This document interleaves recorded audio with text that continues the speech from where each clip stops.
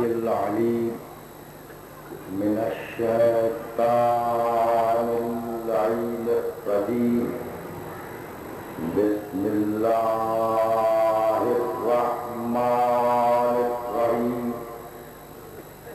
الحمد لله الملك الحق المبين المتصابر بعظمته جبابرة الطاغين المتحاضر بكبريائه عصاة المتمردين المعترف بربوبيته سائر الخلق أجمعين والصلاة والسلام والتحية والإكرام على أشرف النبيين وخاتم المرسلين سيدنا ومولانا أبي القاسم محمد وأهل بيته الطيبين الطاهرين المعصومين المظلومين أما بعد فقد قال الله سبحانه وتعالى في محكم كتابه المبين بسم الله الرحمن الرحيم والشمس وضحاها والقمر إذا تلاها والنهار إذا جلاها والليل إذا يغشاها والسماء وما بناها والأرض وما طحاها ونفس وما سواها فألهمها فجورها وتقواها قد أفلح من زكاها وقد خاب من دساها.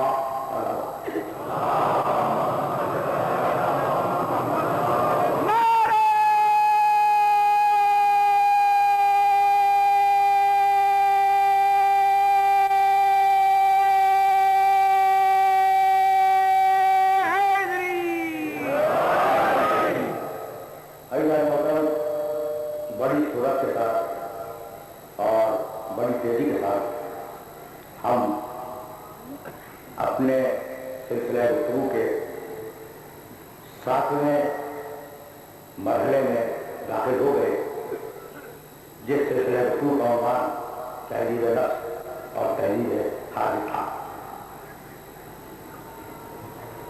وقت تیزی سے گزر رہا ہے اور میں یہ چاہتا ہوں کہ اپنے سننے والوں تک اپنی بیانیوں کو پہنچا دوں۔ دیکھیے، اس پورے زمینی معاشرے میں، اس پوری گلوبل سوسائٹی میں جو زمین کا پورا معاشرہ آیا ہے، اس معاشرے میں سب سے بڑا سکہ رائج الوقت طاقت ہے۔ سب سے بڑا سکہ رائج الوقت طاقت ہے۔ دور چلے جاؤ، کسی دوسرے سماج کی یا کسی دوسرے معاشرے کی بات نہیں کرو، تم اپنے معاشرے میں دیکھو کہ انسان اگر اپنی بات کو منوانا چاہتا ہے تو طاقت کے ذریعے منواتا ہے۔ اگر انسان اپنی بات کو طاقت کے ذریعے نہ منوائے تو یہ سیاسی جلوس کیا ہے؟ اگر انسان طاقت کے ذریعے نہیں منواتا اپنی باتوں کو تو یہ سیاسی جلوس کیا ہے؟ یہ سیاسی جلسے کیا ہیں؟ یہ احتجاج کیا ہے؟ یہ ہڑتالیں کیا ہیں؟ تو یہ ہے تہذیب حاضر، یہ ہے تہذیب حاضر کہ بات منواؤ طاقت کے ذریعے، اور وہ ہے تہذیب نفس کہ بات کو دل میں اس طریقے سے اتار دو کہ انسان خود ماننے لگے۔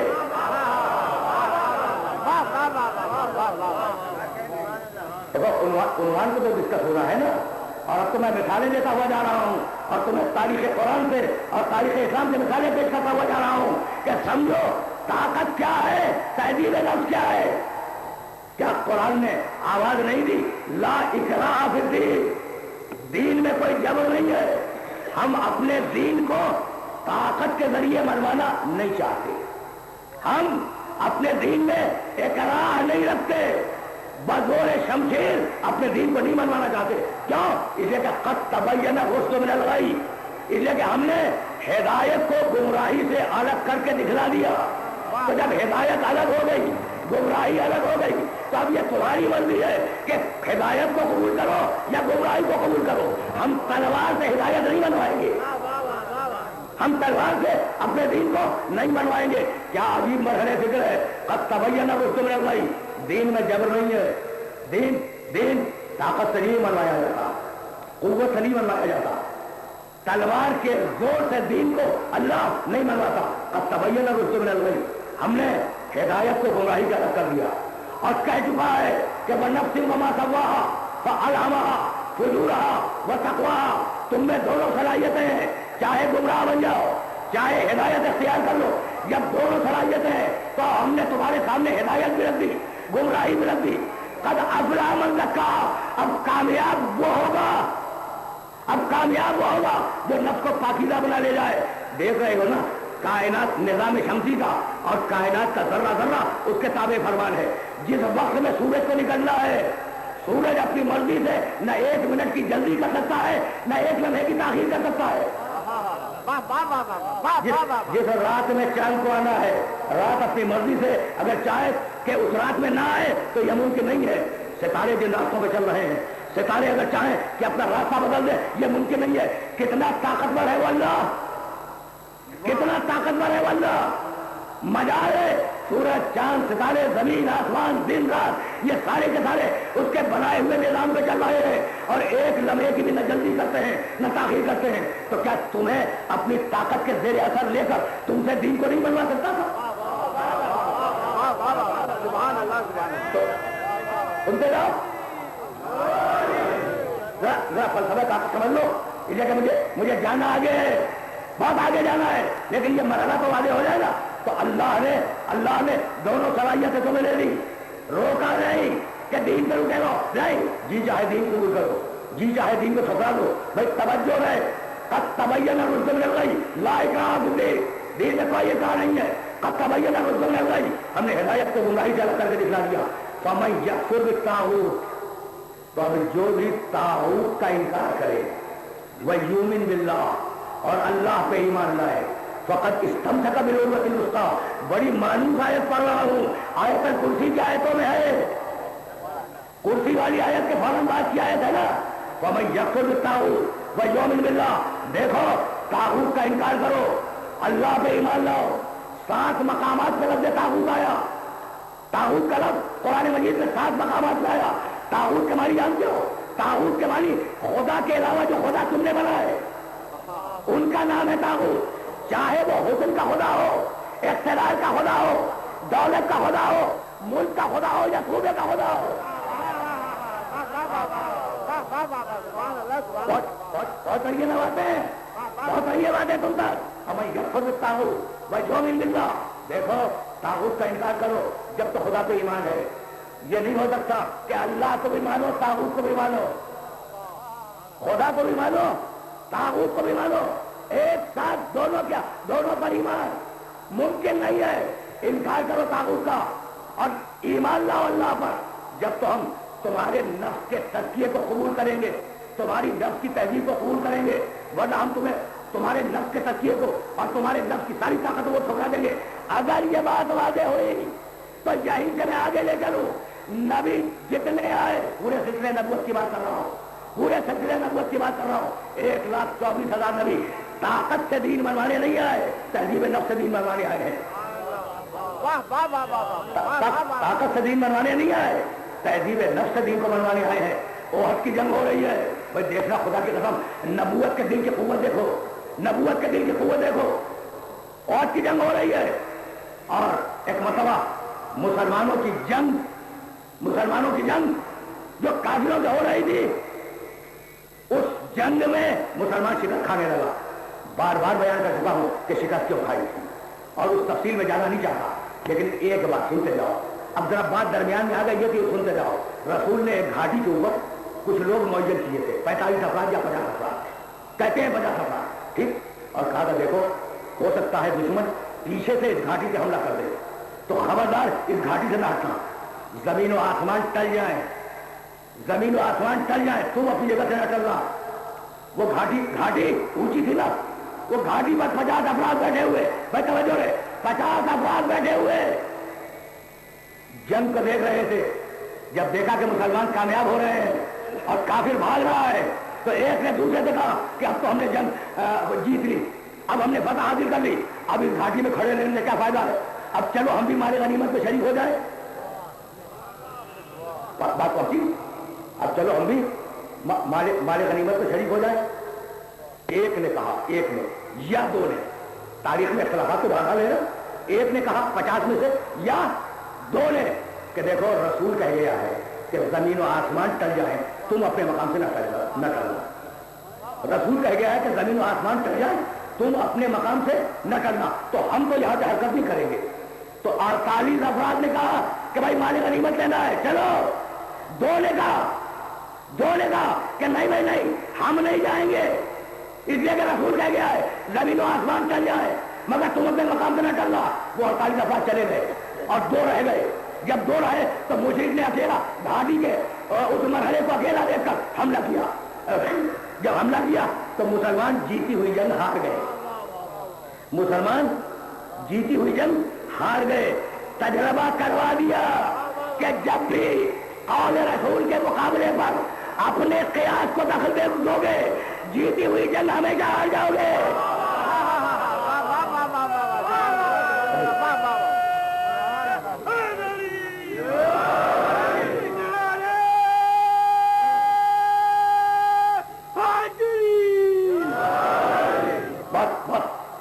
بہت توجہ رکھنا، اس لیے کہ جانا آگے۔ اچھا، تو اب جب جیتی ہوئی جنگ ہارنے لگے نا، تو وہ لوگ جو رسول کے قریب تھے انہوں نے رسول کو چھوڑا، اور اب ایک تھا جو رسول کی حفاظت کر رہا تھا، ایک تھا جو رسول کی حفاظت کر رہا تھا، اور اس ایک نے وہ ہاری ہوئی جنگ پھر جیتی۔ جب مشرک بھاگے ہیں، بس علی تھے رسول کے پاس، جب مشرک بھاگے ہیں نا تو رسول نے علی کو قریب بلایا، دندان مطہر ٹوٹ چکے ہیں، سر سے پاؤں تک زخمی ہے رسول اللہ، جسم سے خون بہ رہا ہے۔ ایک مرتبہ کہا علی ذرا گھاٹی پر چڑھ کے دیکھو کہ دشمن مدینے پہ حملہ کرنے جا رہا ہے یا دشمن مکے واپس جا رہا ہے۔ کہا یا رسول اللہ کیسے پہچانوں گا کہ وہ حملہ کر رہا ہے یا واپس جا رہا ہے؟ کہا دیکھو اگر دشمن گھوڑے پہ سوار ہو اور اونٹ خالی ہو تو سمجھنا دشمن مدینے پہ حملہ کرے گا، اور اگر دشمن اونٹ پہ سوار ہو اور گھوڑے خالی ہو تو سمجھنا کہ دشمن واپس جا رہا ہے۔ علی گھاٹی پہ بلند ہوئے، اور بلند ہونے کے بعد ایک مرتبہ پکار کے کہنے لگے کہ یا رسول اللہ دشمن گھوڑے پہ نہیں ہے، دشمن گھوڑے پہ نہیں ہے، دشمن اونٹ پہ سوار ہے۔ رسول نے آواز دی کہ علی اتر آؤ، دشمن مدینے پہ حملہ نہیں کرے گا، دشمن اب واپس اپنے وطن کو بھاگ رہا ہے۔ بھائی بھاگتے ہوئے دشمن پر اگر رسول اپنے لشکر سے حملہ کروا دیتے تو نہ اس کے بعد احد ہوتی، نہ خندق ہوتی، نہ خیبر ہوتی۔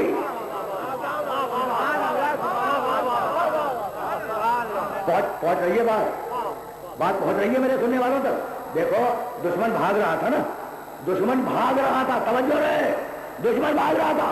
اگر بھاگتے ہوئے دشمن پر رسول حملہ کروا دیتے، اپنی فوج سے کہتے کہ حملہ کرو، ختم ہو جاتے، فنڈار ہو جاتے، نیست و نابود ہو جاتے، لیکن نہیں، رسول نے حملہ نہیں کروایا۔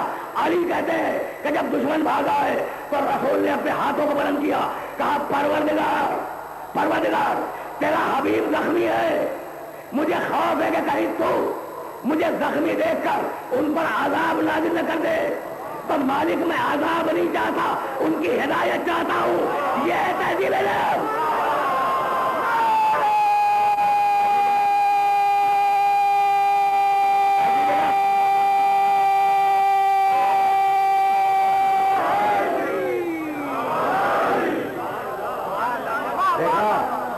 دیکھا کردار محمد کو، آج ذرا دور جانا ہے نا، ذرا دور جانا ہے، میں نبوت کے کردار کو واضح کروں گا، اور میں پہلے کہہ چکا ہوں کہ عنوان کو، سبجیکٹ کو جسٹیفائی ہونا ہے، عنوان پر گفتگو کو مکمل ہونا ہے۔ تو اب سنو کہ میں کہنا کیا چاہ رہا ہوں۔ نبی اس بھاگتے ہوئے لشکر پہ حملہ کروا سکتے تھے، حملہ نہیں کروایا۔ پروردگار تیرا حبیب زخمی ہے، کہیں تو جلال میں نہ آ جائے، ان پہ عذاب نہ نازل کر دے، میرے مالک ان پہ عذاب نہ نازل کر، انہیں ہدایت کی توفیق دے۔ نبی مٹانے کے لیے نہیں آتا، نبی تہذیب نفس کے لیے آتا ہے، اور یہی وراثت جب آگے بڑھ جائے تو حسین لگ جائے۔ شمر کہتا ہے کہ جب میں نے گلے میں خنجر رکھا تو حسین کے لبہائے مبارک ہل رہے تھے، میں سمجھا کہ بد دعا کر رہے ہیں، لیکن جب میں نے اپنے کانوں کو متوجہ کیا تو کہہ رہے تھے کہ پروردگار میں نے اپنے وعدے کو پورا کیا، اب تو اپنے وعدے کو پورا کر، میرے نانا کی امت کو بخش دے۔ سبحان اللہ دیکھ رہے ہو کس شان کے ساتھ تہذیب نفس کا قافلہ آگے بڑھ رہا ہے۔ تو اب یہی لانا تھا کہ 1,24,000 انبیاء و مرسلین، ان کا مقصد طاقت تھی، ابھی بتاؤں گا، ابھی اس طاقت کو دکھلاؤں گا، طاقت تھی، لیکن دین کو طاقت سے نہیں منوایا۔ اب میں کیسے عرض کروں کہ خدا جب کسی بندے کو بھیجے ہدایت کے لیے تو طاقت دیے بغیر نہیں بھیجتا، اور ایسا بھیجتا ہے کہ دنیا کا طاقتور ترین انسان ہو، دنیا کا طاقتور ترین انسان ہو، اگر ہم نے اپنی طاقت کو اس کے گھر کے اندر نہ بھیجا تو پھر ہم خدا کیسے؟ جاؤ موسیٰ پرورش پاؤ فرعون کے گھر میں۔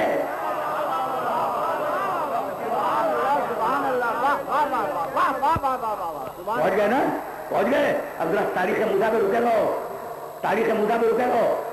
مرجمین نے کہہ دیا تھا، اچھا فرعون کو پہچانتے ہو؟ فرعون کتنا بڑا طاقتور؟ اچھا دیکھو، فرعون وہ فرعون ہے، بھائی اگر کسی میں کوئی خوبی ہو تو اس کی تعریف کرنی چاہیے یا نہیں؟ فرعون وہ فرعون ہے کہ جس کے نام سے فرعونیت نکلی ہے۔ فرعون وہ فرعون ہے جس کے نام سے فرعونیت نکلی ہے، اور فرعون تنہا ایک فرعون نہیں ہے، جہاں طاقت ہوگی وہاں فرعونیت تھوڑی بہت ضرور ہوگی۔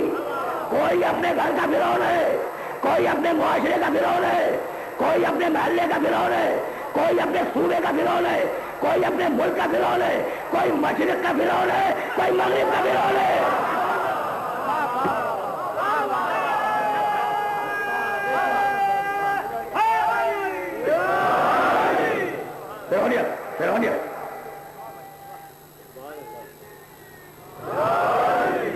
فرعونیت سمجھ میں آ رہی ہے نا؟ وہ جو مقام بلند سے میری مراد ہے تخت سے اعلان کر رہا تھا، نعوذ باللہ، انا ربکم الاعلی، میں تمہارا سب سے بڑا رب ہوں۔ تو وہ جو دعویٰ کرے کہ میں رب ہوں، وہ جو دعویٰ کرے کہ میں خدا ہوں، اس کے گھر میں پروردگار نے موسیٰ کو بھیجا یا نہیں؟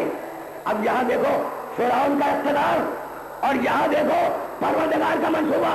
منجمین نے کہہ دیا منجمین کی آواز فرعون کے کان تک پہنچ گئی کہ ایک بچہ پیدا ہوگا جو تیری حکومت کو نیست و نابود کر دے گا۔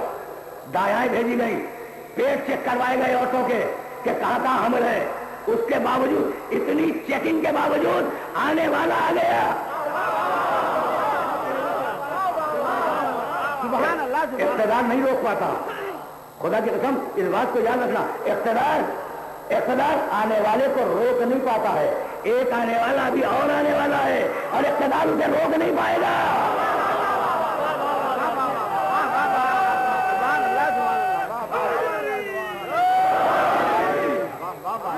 پہنچ رہی ہے نا بات؟ اچھا بھائی کیا کمال ہے، دیکھو خدا اپنے ہادی کو بچاتا کیسے ہے، بہت دور لے جاؤں گا، لیکن اب تاریخ قرآن کا یہ واقعہ کھل گیا ہے، یہ ورق کھل گیا ہے، تو کچھ جملے سنتے جاؤ، اور انہی جملوں میں کچھ بات ہدیہ کرنا چاہ رہا ہوں میں۔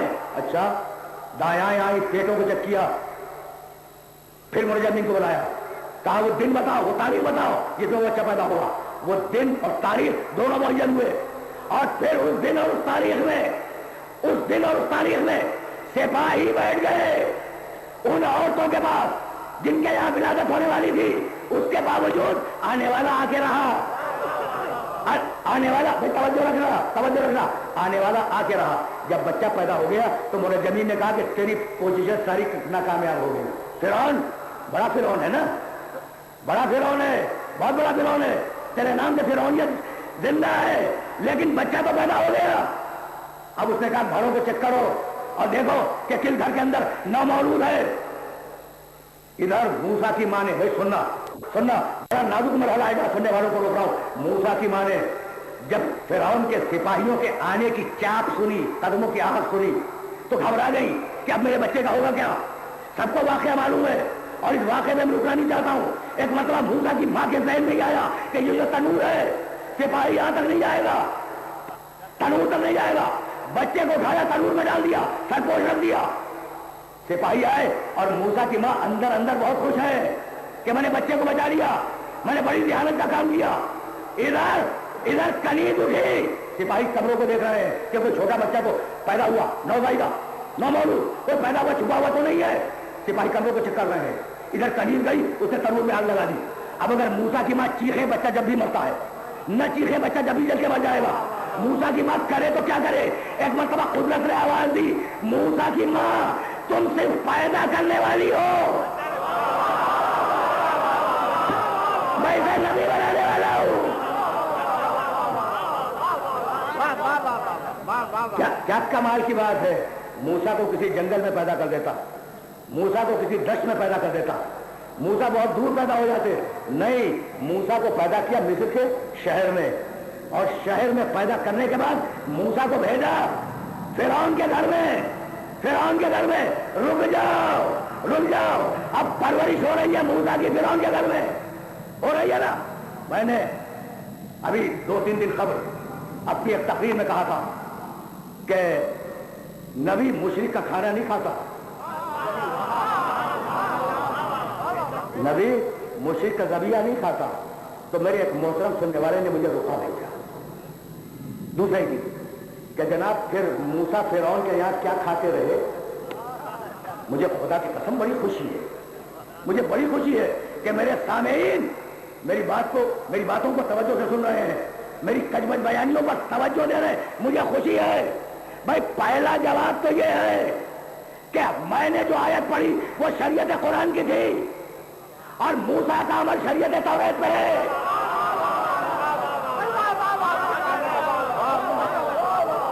بھائی سننا میں نے جو آیت پڑھی قرآن سے پڑھی تھی، موسیٰ کا عمل شریعت توریت پہ ہے، اور آج توریت تحریف شدہ ہے، کچھ نہیں معلوم کہ اس میں مشرک کے لیے حکم کیا تھا۔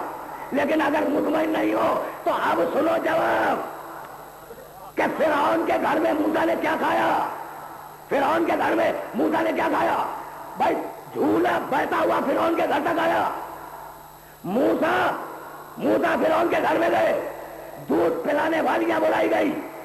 موسیٰ ان دودھ پلانے والیوں کی گود میں یکے بعد دیگرے آتے رہے، اور جب بھی کسی دودھ پلانے والی نے اپنا دودھ پلانا چاہا موسیٰ نے منہ پھیر لیا۔ اور اب قرآن نے آواز دی، حرمنا علیہ المرا جو من قبل، ہم نے موسیٰ پر دوسری دودھ پلانے والیوں کا دودھ حرام کر دیا تھا۔ ہم نے موسیٰ پر دوسری دودھ پلانے والیوں کا دودھ حرام کر دیا تھا۔ تو جو اللہ موسیٰ کی غذا کا شیر خارگی میں خیال رکھے، کیا وہ نوجوانی میں اور جوانی میں موسیٰ کی غذا کی طہارت کا خیال نہیں رکھے گا؟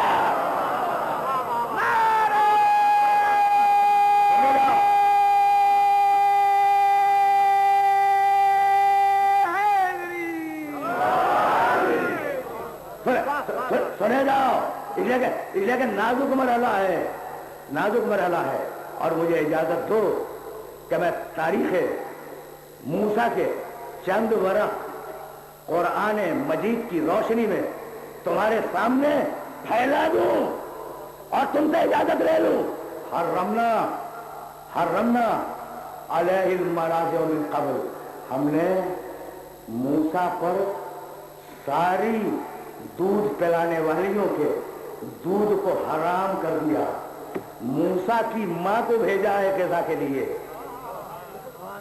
بھائی کمال کی بات ہے، نبی کو پلنا ہے نا، تو دیکھو اللہ نے کیسا بندوبست کیا۔ نبی کو غذا چاہیے،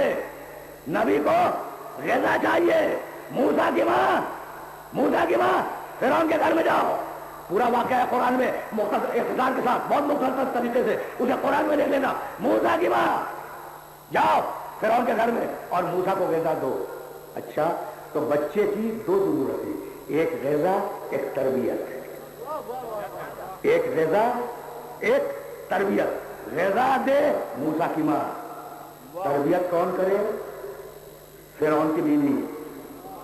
اور کون سی بیوی؟ ضرب اللہ مثلا للذین آمنوا امرأۃ فرعون. اللہ مومنوں کے لیے مثالیہ بناتا ہے فرعون کی بیوی آسیہ کو. فرعون اپنے زمانے کا سب سے بڑا کافر, آسیہ اپنے زمانے کی سب سے بڑی مومنہ. کتنی بے جوڑ شادی ہے.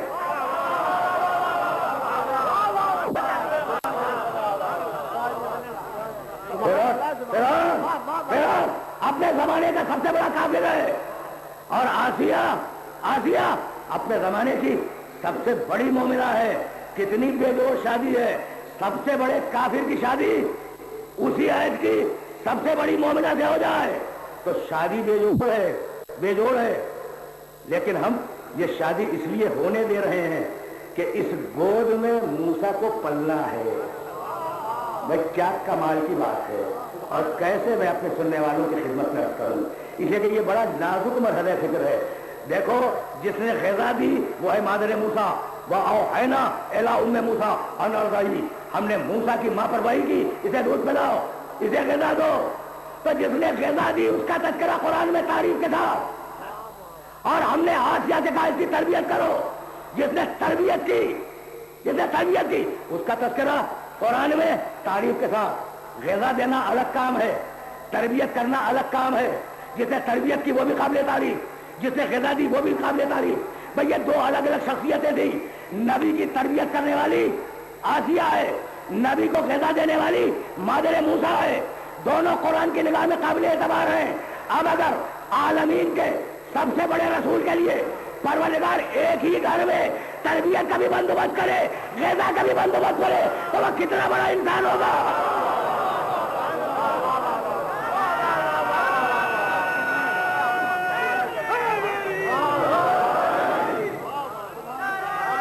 سننا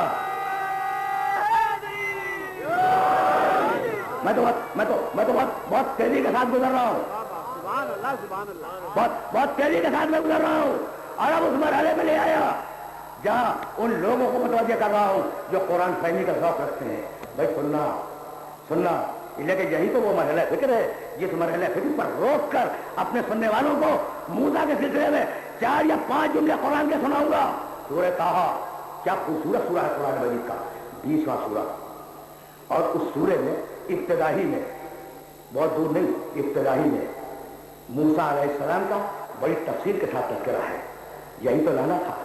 پلے بڑھے جوان ہوئے, فرعون کے ایک دوست کو مارا, مارنے کے بعد انہوں نے فرار اختیار کیا, مدین گئے.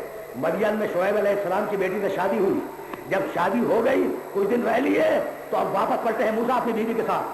اور موسیٰ کی بیوی کو درد دے ہے. درد دے جانتے ہو, بچے کے پیدا کرنے والا درد. بچے کے پیدا ہوتے وقت جو درد ہوتا ہے نا اس کا نام ہے درد دے.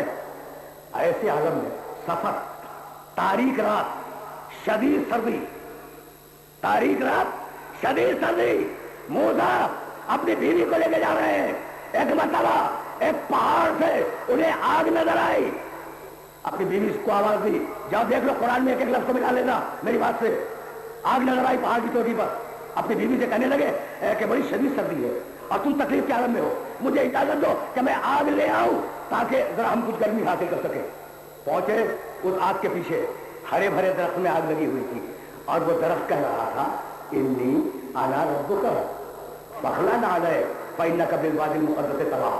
موسیٰ میں تمہارا خدا بول رہا ہوں, میں تمہارا خدا بول رہا ہوں, ذرا جوتیاں تو اتارو. یہ تم طویٰ کے مقدس وادی میں آ گئے ہو. بھائی سننا اخترت لی فاستمع لما یوحیٰ. موسیٰ بھائی بہت توجہ ہے, اس لیے کہ اگر یہ بات پہنچ گئی تو میری آج کی محنت سوارت ہے. موسیٰ ہم نے تمہیں اپنے لیے منتخب کیا ہے اور ہم تمہیں نبی بنا رہے ہیں. اب تم پر وحی آ رہی ہے. انی انا اللہ لا الہ الا انا فاعبدنی واقم الصلاۃ لذکری. موسیٰ میں اللہ بول رہا ہوں, میرے علاوہ کوئی اللہ نہیں ہے, بس میری عبادت کرو, بس میرے لیے نماز پڑھو. سن رہے ہو نا, سن رہے ہو؟ اللہ تو پہ بلا کے بیوی کا درجے میں مبتلا ہے. دیکھو کیا امتحان ہو رہا ہے نبی کا, کیا امتحان ہو رہا ہے نبی کا. کوئی دوسرا ہوتا تو بھاگ جاتا کہ بیوی کا درجے میں مبتلا ہے, لیکن یہی تو کمال تہذیب نفس ہے. یہی تو کمال تہذیب نفس ہے. بھائی عجیب و غریب مرحلہ فکر ہے جہاں اپنے سننے والوں کو لے گیا. انا ربک کا موسیٰ میں تمہارا رب بول رہا ہوں. فخلا نال ہے فإنک بالواد المقدس طویٰ, اپنی جوتیاں اتارو, طویٰ کا مقدس وادی ہے, باہر جوتیاں اتارو. انی انا اللہ لا الہ الا انا, میں تمہارا خدا بول رہا ہوں, میرے علاوہ کوئی خدا نہیں ہے. فاعبدنی, میری عبادت کرو. واقم الصلاۃ لذکری, اور میرا ذکر کے لیے نماز کو قائم کرو. وقتا توبہ, اور موسیٰ ہم نے تمہیں نبوت کے لیے منتخب کر لیا. واستمع لما یوحیٰ, اور ہم جو تم پر وحی کر رہے ہیں اسے سنو. سننا, ابھی اللہ کے جملے ختم نہیں ہوئے. ان الساعۃ لآتیۃ اکاد اخفیہا, موسیٰ ایک قیامت ضرور آئے گی لیکن وقت میں نے چھپایا ہوا ہے. سن رہے ہو نا, ایک قیامت ضرور آئے گی لیکن میں نے وقت چھپایا ہوا ہے. بس سنتے جانا. لتجزا کل نفس بما تسعی, یہ قیامت اس لیے کروں گا کہ ہر انسان کو عادل کے مطابق اسے جزا دے دو. بھائی بہت توجہ رہے, بہت توجہ رہے. ہر انسان کو عادل کے مطابق جزا دے دوں. تو موسیٰ میں نے تمہیں نبی بنایا, اب جاؤ اذهب الى فرعون انه طغى. یہ آیتیں بڑی مانوس ہے, اب اس کے بعد کی جو میں پڑھ رہا ہوں درمیان سے میں نے کچھ آیتیں چھوڑ دی. موسیٰ اپنے ہاتھ کو بغل میں رکھو, پھر نکالو, ید بیضا بن جائے گا. موسیٰ یہ عصا پھینکو, یہ عصا پھینکو. موسیٰ نے عصا پھینکا, سانپ بنا. کہا موسیٰ مت گھبراؤ, ہاتھ ڈال دو, عصا کو اپنے ہاتھ میں لے لو, یہ پھر واپس عصا بن جائے گا. موسیٰ کو تجربہ کروایا, ید بیضا دیا, عصا کو معجزہ بنایا. معجزہ بنانے کے بعد کہا اب جاؤ اذهب الى فرعون انه طغى, جاؤ موسیٰ فرعون کے دربار میں جاؤ. اس نے بڑی سرکشی اختیار کی ہے, سب کو یاد ہے موسیٰ کی دعا. قال رب اشرح لي صدري ويسر لي امري واحلل عقدة من لساني يفقهوا قولي واجعل لي وزيرا من اهلي هارون اخي. پروردگار پوری آیتوں کا ترجمہ نہیں کروں گا. جاؤ موسیٰ فرعون کے دربار میں جاؤ. پروردگار پہلے ہارون کو وزیر بنا دے, جب جاؤں گا پہلے نہیں جاؤں گا. نہیں, بڑا پڑھا لکھا مجمع میرے سامنے ہے اور حد نگاہ تک میرے محترم سننے والے سن رہے ہیں. بھائی میں اپنے گھر سے نہیں بول رہا ہوں, یہ میری پرائیویٹ ڈائری میں نہیں لکھا ہوا ہے, یہ قرآن کے سورہ طٰہٰ میں لکھا ہے. سورہ طٰہٰ 20واں سورہ ہے. موسیٰ میں اللہ بول رہا ہوں, موسیٰ میں نے تمہیں نبی بنایا. موسیٰ قیامت آئے گی, موسیٰ عدل کے مطابق فیصلے کروں گا. تو موسیٰ توحید کو مانو, موسیٰ عدل کو مانو, موسیٰ نبوت کو مانو, موسیٰ قیامت کو مانو. اب موسیٰ اڑ گئے کہ پروردگار جب تک امامت دے کے اصول دین مکمل نہیں کرے گا.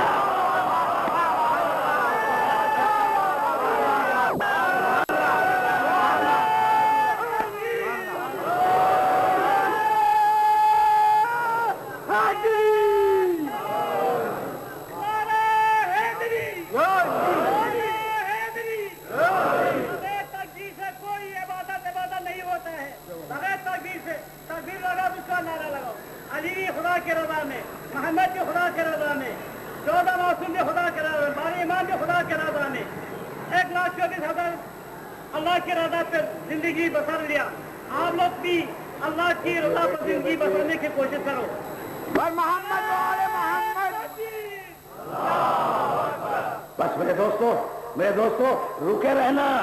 موسیٰ میں خدا بول رہا ہوں, موسیٰ میں خدا بول رہا ہوں. توحید عادل کے مطابق فیصلے کروں گا. عادل.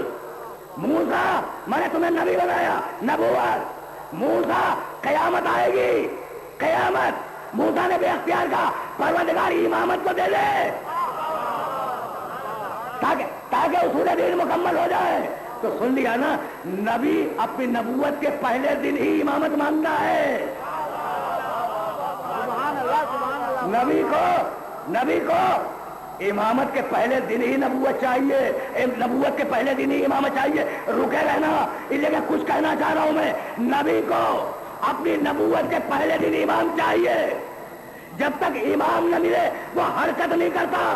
भाई ये मूसा की नबूवत का पहला दिन और वो मोहम्मद की नबूवत का पहला दिन, क्या है कोई मेरी मदद करने वाला?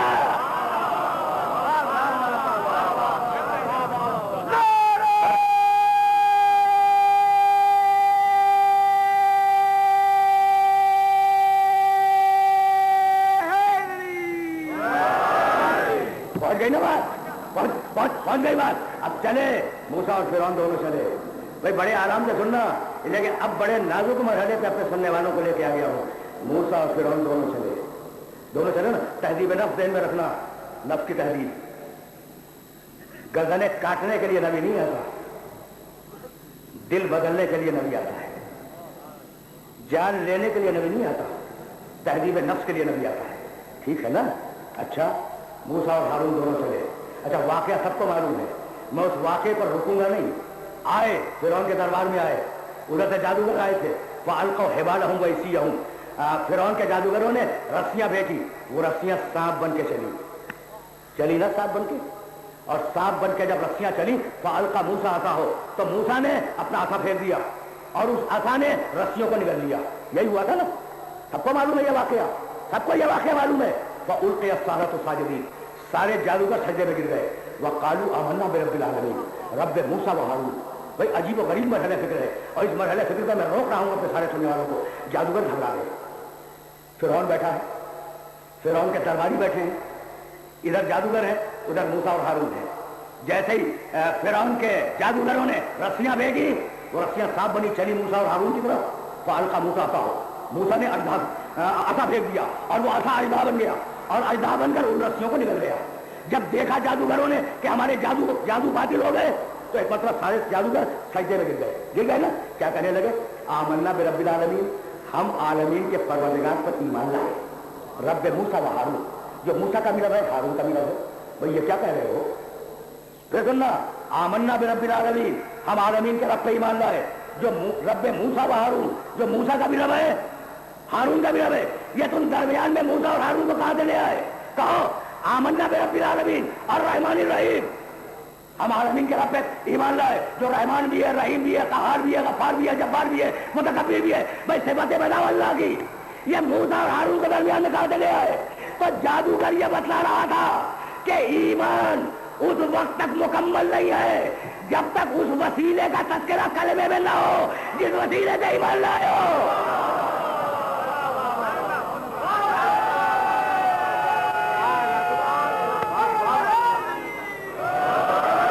वसीले, अगर वसीले का तज़किरा न करो, अगर वसीले का तज़किरा न करो तो मोमिन नहीं हो, मोमिन नहीं हो। अच्छा, तो जादूगर हट गए, तफसीलात में नहीं जाऊंगा, जादूगर हट गए ना। क्यों? इसलिए कि वो अजदहा मूसा का उनके सांपों को खा गया। मेरे दोस्तों, मेरे अजीजों, मूसा का आसा जब अजदहा बना तो उसने किया क्या? जादूगरों के फेंके हुए सांपों को, रस्सियों को जो सांप बन गई थी, उन्हें खा गया। खाना चाहिए था फिरौन को। भाई सीधी बात करो, बहुत सीधी बात करो। जादूगरों को रस्सियों को खा के कौन सा तीर मारा? भाई फिरौन तो जिंदा है, फिरौन के सारे दरबारी जिंदा है, फिरौन के सारे अरबाब अरकान हुकूमत जिंदा है। तो खाना था मूसा के अजदहे को, अगर खाना था तो फिरौन को, अगर खाना था तो दरबारियों को। ये रस्सियां तो फिर वापस रस्सियां बन जाती। इन्हें खाने से फायदा क्या है? तो फकत ताकत दिखलानी थी, मिटाना नहीं था।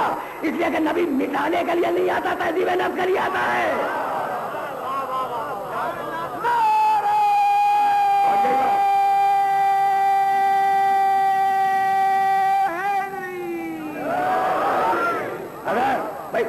बात वाजे हो गई ना, बात पहुंच गई मेरे सुनने वालों तक कि नबी मिटाने के लिए नहीं आता, हादी लफ्ज़ बदल दो, हादी मिटाने के लिए नहीं आता, हलाक करने के लिए नहीं आता, नीस्तो नाबूद करने के लिए नहीं आता, दिल को बदलने के लिए आता है, गुमराही को निकालकर हिदायत देने के लिए आता है, सरकशी ताऊत को निकालकर तहजीब नफ्स देने के लिए आता है। अगर ये बात समझ में आ गई तो ताकतवर तुम्हारा वो है जो अपने हर मकसद को हासिल करे ताकत से। اور اللہ کا طاقتور وہ ہے جو کبھی طاقت دکھلائے کبھی صبر کرے. دیکھو بڑا نازک مرحلہ فکر ہے. اور سنو بڑے عجیب نامانوس موضوعات سے بول رہا ہوں, ایسے موضوعات جو ممبر سے ڈسکس نہیں ہوئے. بہت توجہ رہے, لیکن بڑا نازک اور بڑا نامانوس مسئلہ ہے جہاں سننے والوں کو لے کے آ گیا. اچھا تو ادھر سے آنے والا طاقتور ضروری نہیں ہے کہ طاقت دکھلائے, ہو سکتا ہے کبھی طاقت دکھلائے کبھی صبر کرے. بہت توجہ رہے, بہت توجہ رہے.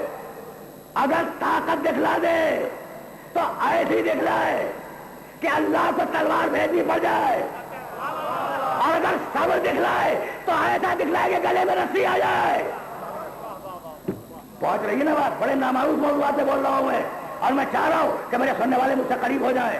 بھائی سننا, یہ جو کمزوری ہے نا, یہ جو مظلومیت ہے, اگر یہ مظلومیت سمجھ میں آ گئی تو میری بات مکمل ہو جائے گی. ذرا سننا کہ میں کہنا کیا چاہ رہا ہوں. لا ینال عہد الظالمین, امامت ظالموں کو نہیں ملے گی, امامت ظالموں کو نہیں ملے گی.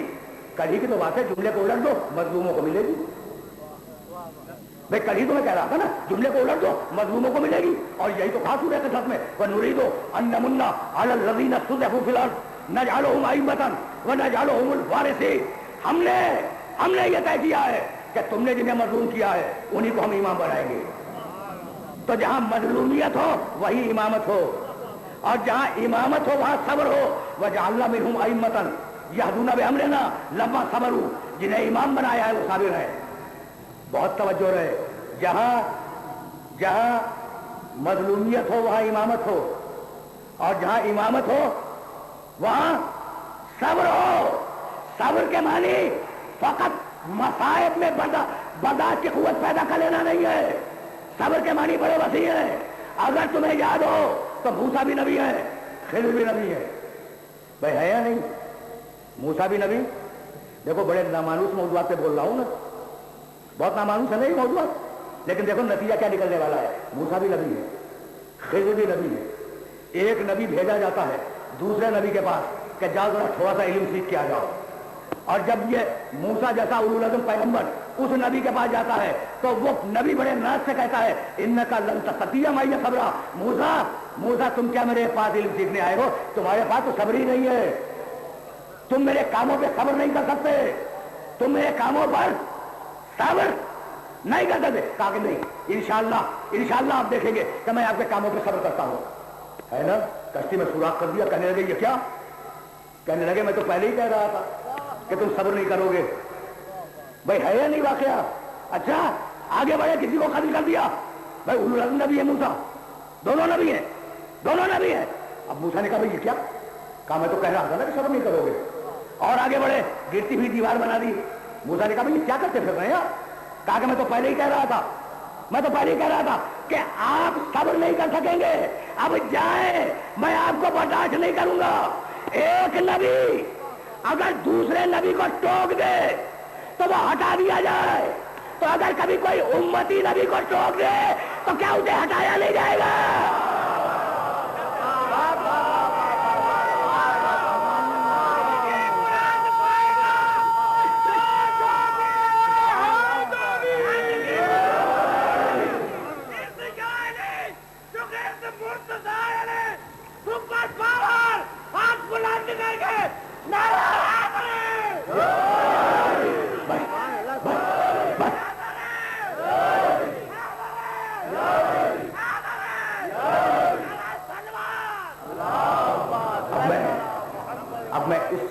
اس سے زیادہ اپنے سننے والوں کو زحمت سماعت نہیں دینا چاہ رہا ہوں میں. بھائی یہی سے تو میں آگے بڑھوں گا, اور میرے پاس جو چند دقیقے رہ گئے ہیں ان دقیقوں کو صرف کروں گا. بھائی بات واضح ہو گئی, مسئلہ طاقت کا نہیں ہے, مسئلہ ہے تزکیہ نفس کا. مسئلہ طاقت کا نہیں ہے. بھائی بہت توجہ رہے, لیکن بڑے دقیق مرحلے میں آ گیا. مسئلہ ہے تزکیہ نفس کا. رسول جو کچھ لایا وہ تزکیہ نفس, اس کے علاوہ کچھ نہیں لایا. لیکن بدقسمتی ہے کہ لایا تھا 1500 سال پہلے اور ہم آئے ہیں 1500 سال کے بعد. بھئی عجیب کیس ہو گیا. رسول جو لایا, جو کچھ بھی لایا وہ ہے تزکیہ نفس. پورا دین, رسول کا پورا دین تزکیہ نفس. जो लाया वो सच्चे नफ्स, लेकिन लाया है 1500 साल पहले और हमें 1500 साल के बाद। अब खुदा मालूम उसका दीन मिला या नहीं मिला, खुदा मालूम उसका दीन मिला या नहीं मिला, पर रसूल लाया था दीन। भाई बहुत तवज्जो है। अब वो दीन क्या था हमें कैसे मालूम? तो अगर छोड़ के गया है तो ठीक, अगर ले गया तो दीन हमारे पास नहीं है। सुभान अल्लाह, सुभान अल्लाह, वाह वाह वाह वाह वाह वाह। बड़ा पढ़ा लिखा और बड़ा बेदार मजमा मेरे सामने बैठा है और मैं अपने मौजू के आखिरी लम्हात में एक सवाल करना चाह रहा हूं। क्या मालूम 1500 साल पहले रसूल जो दीन लाया था वो क्या था?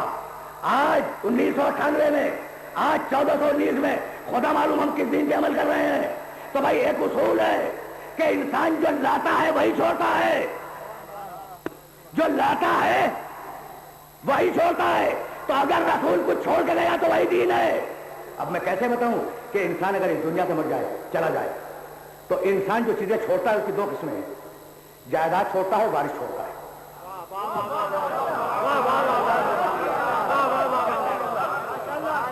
मेरे पास वक्त नहीं रहा, अब जरा इन नौजवान दोस्तों तक ये जुमला पहुंचा दूं। भाई इंसान जब दुनिया छोड़ता है, इंसान दुनिया से जाता है तो दो चीजें छोड़ दिया हर इंसान। मैं किसी एक की बात नहीं कर रहा, हर इंसान कुछ माल छोड़ेगा, जायदाद छोड़ेगा और कुछ वारिस छोड़ेगा।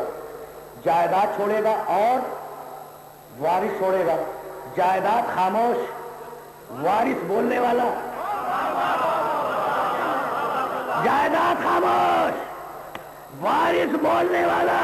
भाई तवज्जो है, ये हर इंसान का मसला है, हर इंसान की विरासत है कि एक खामोश छोड़े, एक बोलने वाला छोड़े।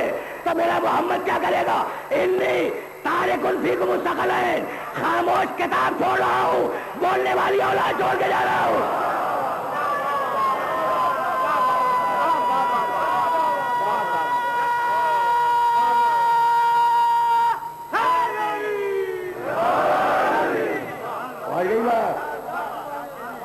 पहुंच गई बात।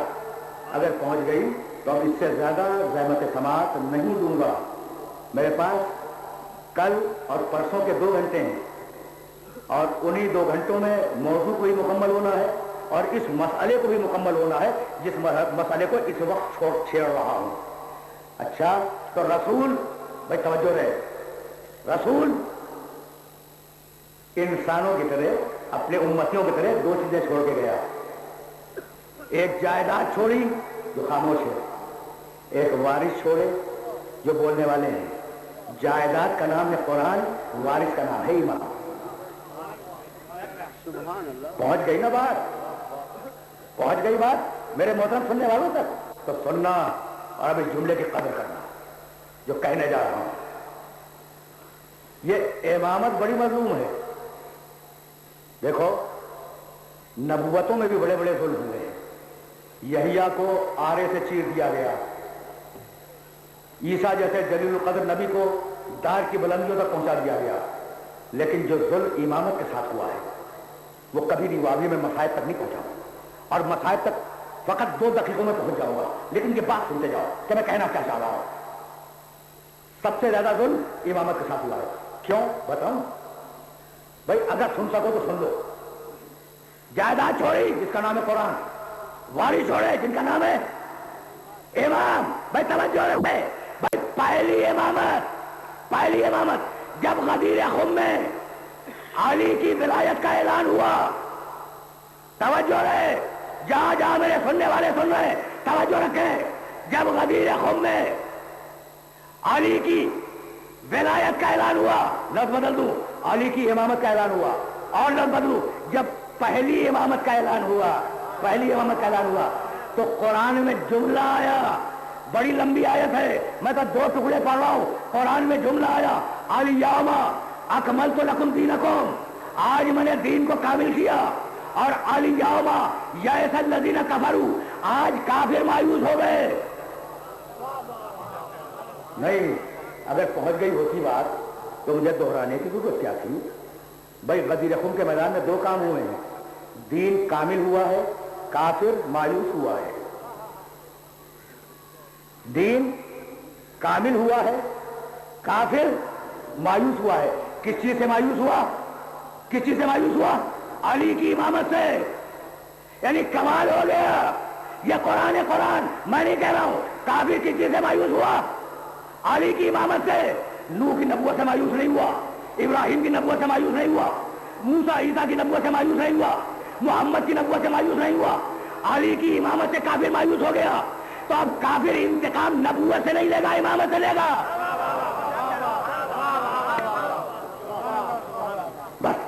بس تقریر آخری مرحلوں میں داخل ہو گئی. کافر انتقام نبوت سے نہیں لے گا، انتقام امامت سے لے گا. کربلا اسی انتقام کا نتیجہ ہے. بس میں نے بڑی زحمت دی اپنے محترم سننے والوں کو، اور اس مرحلے پر روک رہا ہوں. جیسے سننا، تقریر تمام ہو گئی. کافر نبوت سے مایوس نہیں ہوا، امامت سے مایوس ہوا ہے. تو ساری دشمنی کافر کی امامت سے نکلے گی، نبوت سے نہیں نکلے گی، ہے نا. رسول نے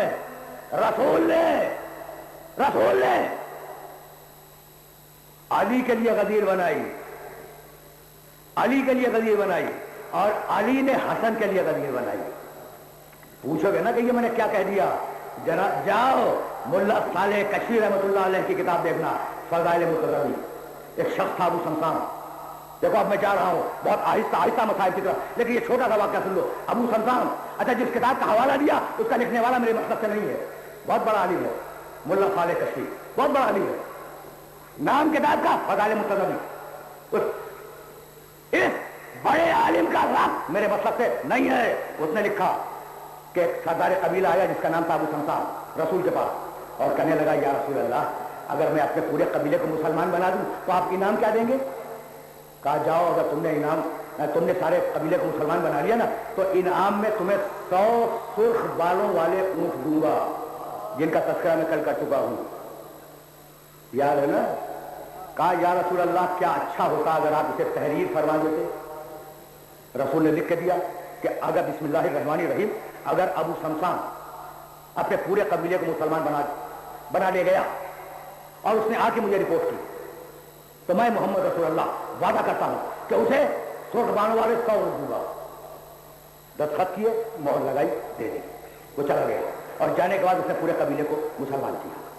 جب پورے قبیلے کو مسلمان کر لیا تو بڑا خوش آیا مدینے، بہت خوش آیا کہ اب رسول اللہ مجھے شاباش بھی دیں گے، میری تعریف بھی کریں گے، مجھے سرخ بالوں والے اونٹ بھی مل جائیں گے 100. آیا نا بھائی، بہت توجہ ہے. جب آیا رسول انتقال فرما چکے تھے، رسول دنیا میں موجود نہیں تھے. اب جہاں اسے پہنچنا چاہیے تھا وہ رکھو لے کے پہنچ گیا. کہا ہاگا میں کتبنی، وہی رسول اللہ، بھائی یہ ہے رسول اللہ کی تحریر، اسے پہچانو. دیکھا، سب کو دکھایا جو بیٹھے ہوئے تھے کہ ہاں بھائی یہ تحریر تو رسول کی ہے، یہ دستخط بھی رسول کے ہیں، مہر بھی رسول کی ہے.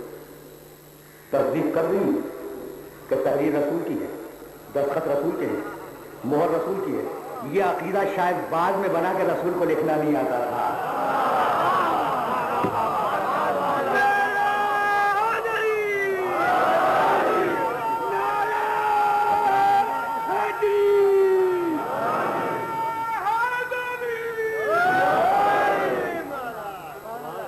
کہنے لگے کہ ہاں ٹھیک ہے، تحریر بھی رسول کی ہے، مہر بھی رسول کی ہے، لیکن رسول نے کون سے اونٹ چھوڑے ہیں دنیا میں؟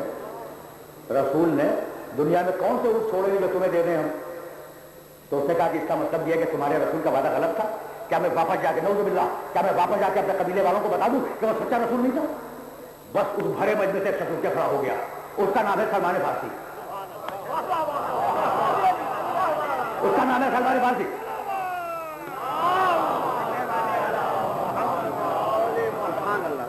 اور کہا ابو سمسام چل جہاں تجھے جواب ملے گا. آیا، علی گھر کے اندر ہے. سلمان نے آواز دی کہ یا امیر المومنین، کوئی ملنے آیا ہے. اندر سے آواز آئی کہ ابو سمسام سے کہہ دو کل دوپہر تک انتظار کرے.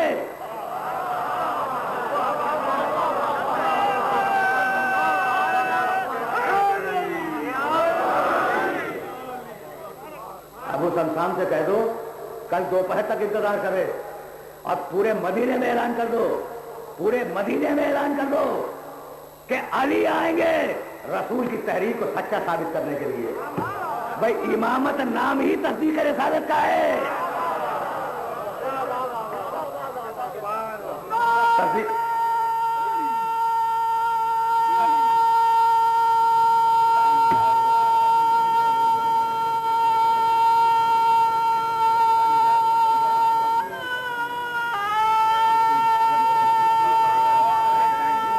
بس تقریر اپنے آخری مرحلوں میں داخل ہونے والی ہے اور اب میرے پاس اتنا وقت نہیں ہے لائیے کہ 2-4 جملے میں خیر کیا کروں گا، لیکن یہ جملہ مکمل ہو جائے. کہہ دو سارے مدینے والوں سے کہ علی کل دوپہر کو اپنے نبی کی تحریر کو سچا ثابت کرنے کے لیے باہر آئے گا. پورا مدینہ جمع تھا شہر کے باہر جو جگہ علی نے معین کی تھی. ابو سمسان سے ملے نہیں علی، ابو سمسان سے ملے نہیں، اندر سے کہلوایا تھا. اپنے بڑے بیٹے حسن کے کندھے پہ ہاتھ رکھ کے آئے اور ایک چھوٹی سی پہاڑی کے قریب آگے کھڑے ہو گئے اور ایک مسئلہ کہنے لگے، بیٹے حسن ابو سمسان کو لے جا، ابو سمسان کو لے جا. اس پہاڑی کے اندر سے ایک مہار نکلے گی، اسے کھینچتا جا، جتنے اونٹ درکار سے دے دے. حسن آگے بڑھے، آگے بڑھنے کے بعد مہار کھینچی. اب ابو سمسان نے ناکے گننے شروع کیے، 1 2 3 4. جب 100 مکمل ہو گئے کہنے لگا، فرزند رسول پاس. ایک مرتبہ حسن نے مسکرا کے کہا، اگر قیامت تک کھینچتا جاتا تو قیامت تک ناکے نکلتے جاتے.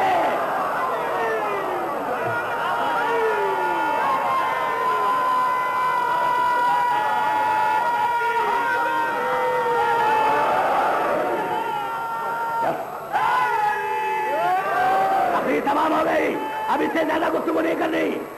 رسول نے علی کے لیے غدیر بنایا، علی نے حسن کے لیے غدیر بنایا. اسی حسن کے بیٹے کا نام ہے قاسم. گزر گئی نا آخر محرم کی ساتویں. میں کیا اپنے سننے والوں کی خدمت کروں، گزر گئی نا بھائی. 5 دقیقے کے بعد اذان مغرب ہو جائے گی اور 8ویں کی شب لگ جائے گی، لیکن میں کیا کروں، یہ میری مجبوری ہے کہ میں اس وقت پہنچا مصائب تک جب میرے پاس دامن وقت کی گنجائش نہیں رہی. جب حسن مصطفیٰ دنیا سے جانے لگے تو یاد ہے نا ام فروہ سے کہا تھا کہ ام فروہ ذرا میرے قاسم کو تو لاؤ.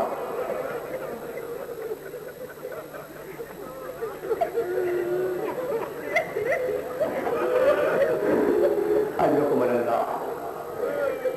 ام فروہ قاسم کو لائی، اپنے سینے سے لگایا، بچے کو پیار کیا، دیر تک بچے کا چہرہ اپنے دونوں ہاتھوں میں لے کر دیکھتے رہے اور اس کے بعد اپنے تکیے کے نیچے سے ایک تعویذ نکالا اور نکالنے کے بعد قاسم کے بازو میں باندھا اور کہا، ام فروہ بچے کی بھی حفاظت کرنا، تعویذ کی بھی حفاظت کرنا. ایک دن یہ تعویذ اس بچے کے کام آئے گا. جانتے ہو مقتل میں جملے کیا ہیں؟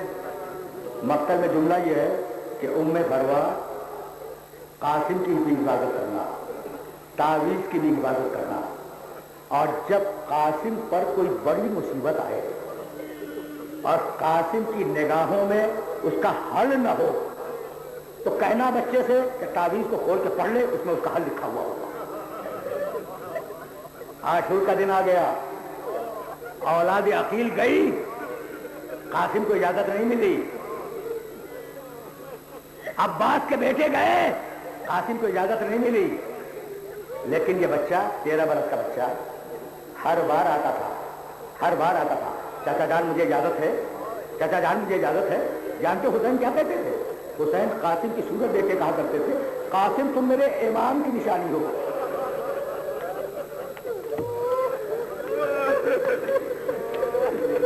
قاسم تم میرے امام کی نشانی ہو، تم میرے بڑے بھائی کی نشانی ہو، تمہیں میں کیسے اجازت دے دوں؟ اولاد عقیل کو اجازت ملی، قاسم طرف کے رہ گئے. عباس کے بیٹوں کو اجازت ملی، قاسم طرف کے رہ گئے. اور محمد کو اجازت ملی، قاسم طرف کے رہ گئے. اور ہر بار قاسم آئے ہیں کہ چچا مجھے اجازت ہے، نہیں ملی نا. ایک مرتبہ بچہ ماں کے خیمے میں آیا. اچھا دیکھو 13 برس کے بچے کی عمر کیا ہوتی ہے؟ چھوٹا سا بچہ، جانتے ہو نا. اچھا بچے کی تمنا اگر پوری نہ ہو تو بچے کی کیفیت ذہن میں ہے، آنکھوں میں آنسو آ جاتے ہیں، چہرہ سرخ ہو جاتا ہے نا. اب جو بچہ ماں کے خیمے میں آتا तो आके गोशे में खड़ा हो गया। अब जो उम्मे फरवा ने देखा कि कासिम खड़ा है, गौर से कासिम को देखा, चेहरा सुर्ख है, आंखें निकली हुई हैं, आंखों में आंसू है, कुछ आंसू बहकर रुखसारों पे आ गए। कहा बेटे कासिम, किसी ने तुझे डांट दिया? किसी ने तुझे कुछ कह दिया? कहा नहीं अम्मा नहीं। कहा फिर तू परेशान क्यों है? फूट फूट के रोने लगा। कहा अम्मा क्या बताऊं, चाचा मुझे मरने की इजाजत नहीं दे रहे हैं। चाचा मुझे मरने की इजाजत नहीं दे रहे हैं। कहा कासिम मत घबरा, मैं तुझे इजाजत दिलाऊंगी। ये कहकर उम्मे फरवा ने सियाह चादर ओढ़ी और चादर ओढ़ कर अपने खेमे से बाहर आई। सुनोगे जुमला? उम्मे फरवा अपने खेमे से बाहर आई। जुमला सुनना। जैसे ही बाहर आई, हुसैन अपने खेमे के बाहर कुर्सी पर बैठे हुए थे, अब्बास करीब खड़े थे। हुसैन की निगाह पड़ी, कोई बीबी खेमे से निकली है। कहने लगे अब्बास, तुम्हारी जिंदगी में कोई बीबी खेमे के बाहर आ गई?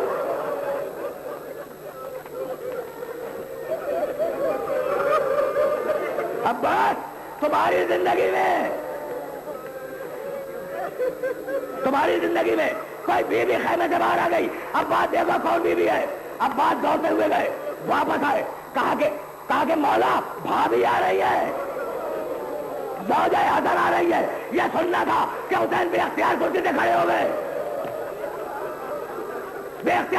हो गए। उम्मे फरवा आई। कहा भाभी आपने कैसे रहमत की? तो एक मरतबा कहने लगी कि हुसैन, मैंने जिंदगी में तुमसे कुछ नहीं मांगा, मैं तुम्हारे बड़े भाई की बेवा हूं ना, बस आज मुतालबा कर रही हूं, मेरे बेटे को मक्तल की इजाजत दे दो।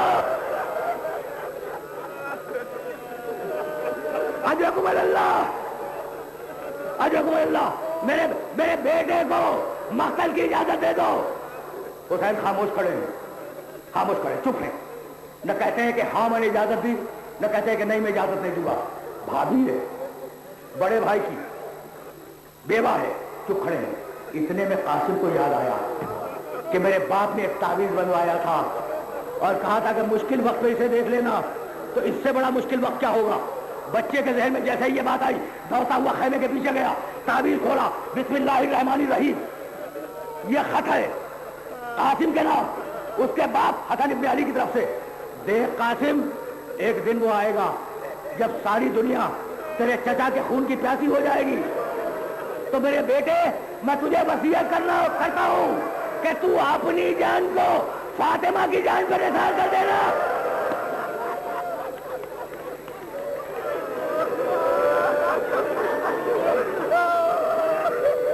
बस दो जुमले, अपनी जान को फातिमा की जान पर निसार कर देना। बस जैसे ही बच्चे ने पढ़ा, बच्चा खुश हुआ, दौड़ता हुआ हुसैन के पास आया, कहा चाचा जान ये खत पढ़ ले, आपके इमाम का खत है, अब तो आप मुझे इजाजत देंगे ना। कहा जाओ कासिम, मैंने तुम्हें इजाजत दी, सजाया बनाया, अपने इतना छोटा बच्चा था कि घोड़े पे सवार नहीं हो सकता था, अपने हाथों से कासिम को सवार कराया। पर नजर आए थे मिलो, एक मरतबा सर से पांव तक कासिम को देखा और देखने के बाद काफी अमानिल्लाह, जाओ कासिम, तुम्हें खुदा के सुपुर्द किया। कासिम मैदान में आया, एक मरतबा पिता ने साथ में आवाज दी, अरे ये हसन का बेटा है, अकेले जाओगे कोई जिंदा नहीं आएगा, इसे घेर के मारो। पूरी फौज ने हमला किया, बच्चा फौजियों के दरमियान गिर गया। जब बच्चा घोड़े से जमीन पे आया तो एक मरतबा आवाज दी, चाचा मेरी मदद को आओ। एक मरतबा हुसैन ने तलवार खींची, शेर गजबनाक की मानी हमला किया। बच्चा जिंदा था, जब फौजें भागी तो जिंदा बच्चे के जिस्म पर जोड़ों की टापें पड़ती रही और हर टाप पे बच्चा पुकारता था, वाह हुसैना,